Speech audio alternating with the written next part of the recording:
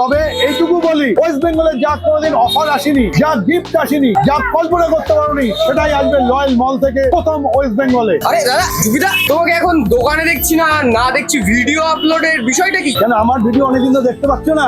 হ্যাঁ। আমাকে পাচ্ছ না দোকানে? হ্যাঁ। কারণ আছে, কারণ আছে। কেন আমাকে ভিডিও দেখতে পাচ্ছ না, ভিডিওতে পাচ্ছ না? কারণ আমি তোমাদের জন্য নতুন সারপ্রাইজ নিয়ে চলে এসেছি, রয়্যাল মল। তার জন্য এতদিন এত ব্যস্ত আছি, তার কাজের জন্য। তার সাথে তো প্রচুর কিছু চলছে, কিন্তু এই প্রথম আমি ওয়েস্ট বেঙ্গলে নিয়ে আসতে চলেছি রয়্যাল মল। রয়্যাল টেলিকম এবার থেকে রয়্যাল মল হয়ে যাচ্ছে, সেই কাজের জন্য তো ব্যস্ত।